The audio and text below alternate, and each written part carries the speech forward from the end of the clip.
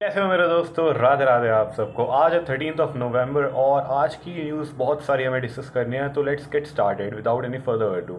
सबसे पहले रिवीजन की शुरुआत करते हैं। तो 12 तारीख को मनाया गया था पब्लिक सर्विस ब्रॉडकास्टिंग डे। ये बेसिकली मनाया जाता है सिंस 1947। एंड क्यों मनाया जाता है? क्योंकि महात्मा गांधी जी को एक बार स्पीच देनी थी कुरुक्षेत्र में, तो वो कुरुक्षेत्र नहीं जा पाए थे, तो फिर उनको जो इंडियन रेफ्यूजीज थे, बहुत सारे लोगों को उनको एड्रेस करना था, तो उन्होंने क्या करा, वो स्पीच जो है वो ऑल इंडिया रेडियो से दे दी, ताकि बहुत सारे लोग एक तरीके से एक साथ उस स्पीच को सुन पाए।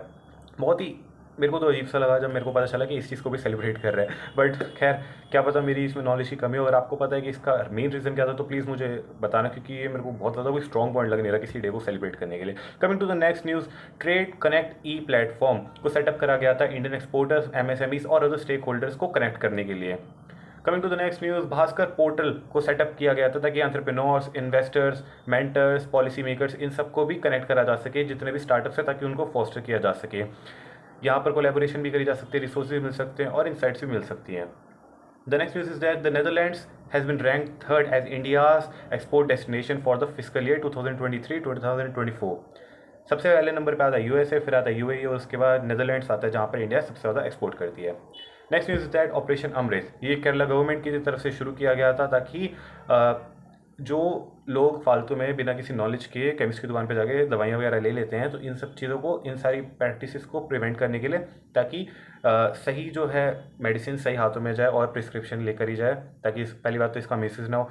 एक तो लोग जो ऐसे ही ले लेते हैं किसी के भी सुनने पे दवाइयाँ, तो उनको फिर और ज़्यादा साइड इफ़ेक्ट्स हो जाते हैं, तो उससे भी बचे। और अगर किसी मेडिसिन का गलत इस्तेमाल भी हो रहा है क्रिमिनल एक्टिविटीज़ के लिए, तो उससे भी प्रिवेंशन मिले। ऑपरेशन अमृत जो है, अमृत की जो फुल फॉर्म है वो है anti microbial resistance intervention for total health. इसका क्या मतलब हुआ? Anti microbial resistance intervention. Anti microbial, ठीक है, मेडिसिन वाला चीज़ आ गई। रेजिस्टेंस, बचाव। Intervention for total health. Intervention का मतलब, अगर आपने how I met your mothers देखा है, तो उसमें था जब कोई भी कुछ ऊट पटांग सी हरकत करता था, तो एक इंटरवेंशन रखते थे जो दोस्त वगैरह होते थे कि नहीं भाई, अब हम इस बारे में डिस्कस करेंगे ताकि इस चीज़ को ख़त्म करा जा सके, क्योंकि ये चीज़ हो रही है गलत। तो वो होता है कि ये जो गलत चीज़ें हो रही हैं, इन सबको प्रोहिबिट करने के लिए ये ऑपरेशन अमृत है। इससे याद है कि कल जब न्यूमोनिया डे था, तो उसके बारे में जब मैंने बताया था, न्यूमोनिया अल्ट्रा माइक्रोस्कोपिक सिलिका वोल्केनोकोनियसिस, ये जो वर्ड था, ये वर्ड से मेरे को पता चला था कि न्यूमोनिया जो होता है वो एक ब्रेथ इश्यूज से रिलेटेड कोई चीज़ होती है। बिकॉज MTV हसल देखता था मैं, तो उसमें जो एक सिंगर रैपर है उदय, उसका ये लाइन थी कि pneumonoultramicroscopicsilicovolcanoconiosis breath issues नहीं। तो वो ब्रेथ इश्यूज़ की बात कर रहा था, क्योंकि वो रैपर है, वो बहुत ज़्यादा फास्ट रैप करता है, तो इतना बड़ा वर्ड भी बोलने के बाद भी वो बीच में फंबल नहीं करा। तो इससे पता चलता है कि आप थोड़ा आसपास की चीज़ों पर भी इंटरेस्ट रखोगे, तो आपको दो चार चीज़ें और सीखने को ही मिलेंगी। तो ऐसे नहीं कि बिल्कुल ही पढ़ाई पे ही घुस जाना है, नहीं। जनरल अवेयरनेस है, जनरली आपको अवेयर रहना है क्या क्या चीज़ें हो रही हैं। Coming to the next news, Namaste 2022 की बात करेंगे अगेन। कि स्कीम के साथ हम उसके ईयर को भी अगर बोलना शुरू कर देंगे, तो हमें याद रह जाएगी कि वो कब लॉन्च हुई थी। अब इसमें थोड़ा मुझे कन्फ्यूजन हुआ था, क्योंकि जब मैं इसके बारे में पढ़ रहा था तो पता चला कि 2022 में हुई है, 2023 में हुई है। तो बात ऐसी है कि 2022 में इसकी अनाउंसमेंट हुई थी, लेकिन 2023 से इसने काम करना शुरू करा था। 23-24 फाइनेंशियल ईयर से इसने शुरू करा था, और ये चलेगी 3 साल के लिए, 25-26 तक। ठीक है, अब इसको लॉन्च किया गया था ministry of social justice and empowerment के लिए, के वजह से, मतलब के द्वारा, और in collaboration with ministry of housing and urban affairs. दो मिनिस्ट्री ने मिलकर इस स्कीम को शुरू करा है। नमस्ते, नमस्ते की फुल फॉर्म होती है, ओहो पीछे से बड़ा शोर आ रहा है, hope you are not getting disturb, but let's continue. Namaste की फुल फॉर्म है national action for mechanised sanitation ecosystem. Basically जितने भी हमारे सेप्टिक टैंक्स होते हैं, सीवर टैंक्स होते हैं, उनको सफाई करने के लिए लोगों को ना जाना पड़े, क्योंकि अंदर बहुत सारी फंगस हो सकता है, बहुत सारी गंदी चीज़ें हो सकती हैं, जिसकी वजह से इन्फेक्शन हो सकती है, जिसकी वजह से हेल्थ को हैज़ार्ड हो सकता है। तो इस वजह से ये बनाया था गया था, ताकि मैकेनाइज्ड तरीके से उसको सॉल्व करा जा सके, उसको साफ़ करा जा सके, रोबोट्स का यूज़ करा जा सके। तो इसलिए नमस्ते ये स्कीम बनाई गई है। पहले ये सिर्फ sewage and septic tank workers के लिए था, बट अब ये 2024 में इसको इंक्लूड कर दिया गया है। जो वेस्ट पिकर्स होते हैं उनको भी इसमें इंक्लूड कर दिया गया है। इसमें क्या होगा, एक तो उनको ये पीपी किट्स वगैरह मिलेंगी, और कोई जैसे और रिक्वायरमेंट होती है साफ़ सफाई के लिए, सैनिटेशन के लिए, वो सब मिलेगा इनको। जो हमारी स्कीम है प्रधानमंत्री की, जो वो कौन सी है, मुझे याद नहीं आ रही, वो आप मेरे को बताना कौन सी है, वो जो जिसमें tertiary sector, tertiary health care के लिए इंश्योरेंस मिलता है। तो उस स्कीम के बारे में आप मुझे बताओगे, मुझे अभी याद नहीं आ रहा है। सो और बहुत सिंपल है, आपको पता ही होगा।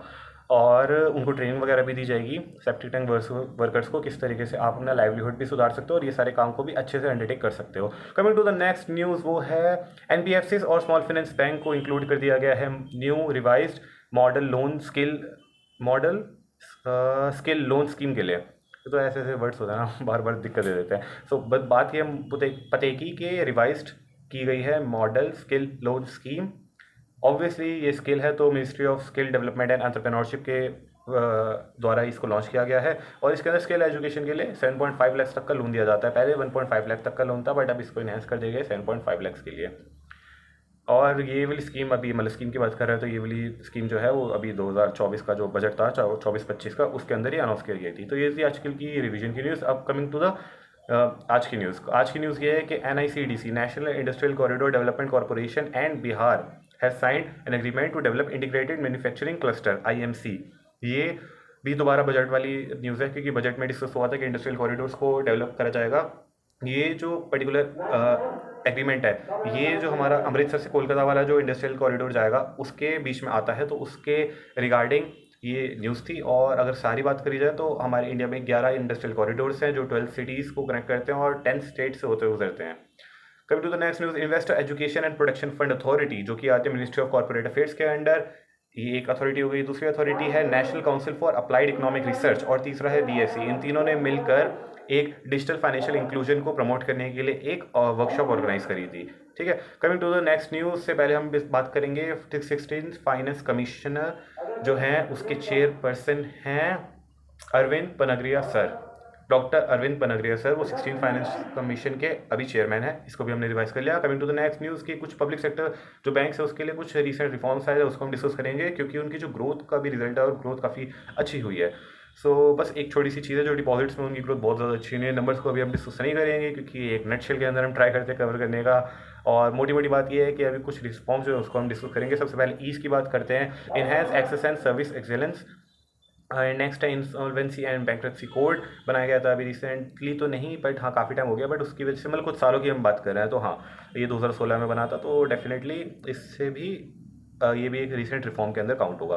Coming to the next news, creation of a robust governance framework and next is establishment of NARCL, जिसकी वजह से बहुत ज़्यादा हेल्प मिली है हम सबको मतलब बैंक्स को। Amalgamation of PSBs to consolidate and streamline banking operation.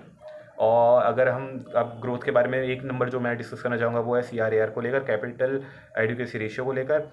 जो बेसल 3 के नॉर्म्स है उसके रिगार्डिंग, उसकी वजह से हमें उसको फुलफिल करते हुए बैंक्स को 9% का CRAR मेंटेन करना चाहिए, बट हमारे पब्लिक सेक्टर बैंक्स 15.43% का CRAR मेंटेन करें, विच इज़ वेरी ग्रेट।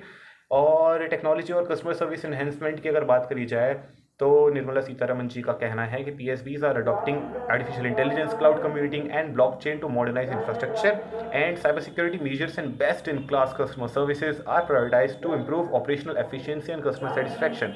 ये तो हम होप ही कर सकते हैं। Coming to the next news, India's renewable energy is achieving great growth. अब अगर रिन्यूएबल एनर्जी की बात कर रहे हैं तो उससे हम सोलर पे जाएंगे तो COP26 पे जाएंगे। COP26 में एक तो ISA की बात हुई थी और उसके अलावा बात हुई थी नरेंद्र मोदी जी ने पंचामृत की बात करी थी। पंचामृत में क्या क्या चीज़ें थी वो हम बहुत बार एक साल से हम रिवाइज कर ही रहे हैं और एक बार हम फिर से रिवाइज करेंगे। जो पहली चीज़ है, to reach non fossil fuel energy capacity of 500 gigawatts by 2030। तो नॉन फॉसिल एनर्जी जो है उससे हमें 500 गीगावाट्स की एनर्जी को पर ईयर एनुअली क्रिएट करना है 2030 तक। उसके अलावा 50% हमें एनर्जी रिक्वायरमेंट्स को रिन्यूएबल एनर्जी से फुलफिल करना है 2030 तक, और 1 बिलियन कार्बन एमिशन हमें रिड्यूस करना है 2030 तक, और रिड्यूस करना है कार्बन इंटेंसिटी को 45% से भी कम है 2030 तक। इसके अलावा जो एक चीज़ है जो 2070 तक हमें अचीव करनी है वो है नेट जीरो कार्बन एमिशन। कमाल है यार, आज तो 9 मिनट हो गए, सबसे ज़्यादा लंबी वीडियोस। कमाल यार, this is going to be a day to remember. Coming to the next news, index of industrial production IIP वो भी रिलीज़ हो चुका है। ये 1 महीने लेट रिलीज़ होता है। तो अभी हम बात करेंगे पहले वाले मंथ्स की, जो कि अभी अक्टूबर का तो नहीं बट सितंबर का होना चाहिए कायदे से, या फिर अगस्त का होगा। आई चेक, अगर आपको पता है तो आप भी कमेंट कर देना मेरे को। और इसका जो बेस ईयर है वो है फाइनेंशियल ईयर 2011-12, और ये दिया जाता है ministry of statistics and programme implementation MOSPI के थ्रू। एंड CPI की बात करी जाए तो CPI भाई साहब पहुंच गया 6.21%। कमाल ही हो गया। मतलब इसके बारे में मैं एक चीज़ बस डिस्कस करना चाहूँगा कि अगर आप न्यूज़पेपर पढ़ते हो और RBI गवर्नर की अगर आप कुछ चीज़ें पढ़ते हो तो आपको पता चलेगा कि अभी जब लास्ट जो एमपीसी की मीटिंग हुई थी तो उन्होंने बोला था कि अब हमारा जो स्टैंड है वो विड्रॉल ऑफ अकोमोडेशन से हटकर न्यूट्रल हो चुका है। पहले तो ये था कि महंगाई बहुत ज़्यादा थी तो हमें जो लोगों के पास लिक्विडिटी है उसको हमें कंटेन करना है वापस, इस वजह से हम रेपो रेट चेंज नहीं कर रहे हैं। तो उनका लेकिन जो स्टैंड था वो था विड्रॉल ऑफ अकोमोडेशन, कि हम लोगों से पैसे विड्रॉ कर रहे हैं जो अकोमोडेट हुए पड़े हैं। बट इस बार की जो एमपीसी लास्ट मीटिंग थी उन्होंने बोला था कि ठीक है अब हम अपना स्टैंड चेंज कर रहे हैं, रेपो रेट तो चेंज नहीं कर रहे हैं, स्टैंड चेंज कर रहे हैं कि ये न्यूट्रल है, कि हाँ भाई चलो अब थोड़ा ऑब्जर्व करते हैं। तो लोगों ने सोच लिया कि अब अगर न्यूट्रल हो गए हैं तो हो सकता है कि अगली वाली जो दिसंबर में जो होगी एमपीसी मीटिंग उसमें डेफिनेटली रेपो रेट कट होगा ही। But it's not like that. अब मुझे ऐसा लगने लगा है कि हाँ क्योंकि 6.21% हो चुका है तो शायद से वो अपना स्टैंड जो है वो न्यूट्रल से वापस चेंज करके विड्रॉल ऑफ अकोमोडेशन या फिर कुछ डिफरेंट करें, बिकॉज न्यूट्रल नहीं रह सकते क्योंकि ऑलरेडी हमारी जो इन्फ्लेशन था वो बढ़ गया था और अब तो और ज़्यादा बढ़ रहा है। तो डेफिनेटली कुछ ना कुछ तो मेजर स्टेप लेना पड़ेगा। Coming to the next news, Ministry of Textile ने अप्रूव करे 12 research projects worth ₹13 crore under the national textile mission 2020। ठीक है। Coming to the next news, NITI Aayog ने ऑर्गेनाइज किया symposium on green transition in states, क्योंकि जिस तरीके से सर्दियाँ आती हैं तो क्लाइमेट चेंज को हमें और ज़्यादा मद्देनजर रखना पड़ता है, क्योंकि फॉग और स्मॉग बहुत ज़्यादा दिक्कत देता है। स्पेशली दिल्ली में स्मॉग की तो हालत बहुत ज़्यादा ख़राब हो जाती है। इस दौरान एक चीज़ लॉन्च हुई है जिसका नाम है एसेट। एसेट की फुल फॉर्म है accelerating sustainable solutions for energy transition.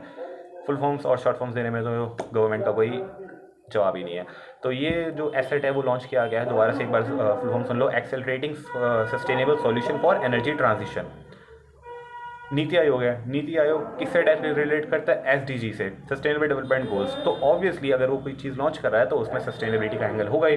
तो sustainably solution for green energy transition, और इसी को ही एक्सेलरेट कर रहे हैं। तो ये ऐसी इस तरीके से अगर आप याद करोगे तो कंसेप्ट भी क्लियर रहेगा, रिलेशन भी बैठा पाओगे कि नीति आयोग का एसडीजी से भी कुछ रिलेशन है, और आपको फुल फॉर्म भी साथ साथ याद हो जाएगी।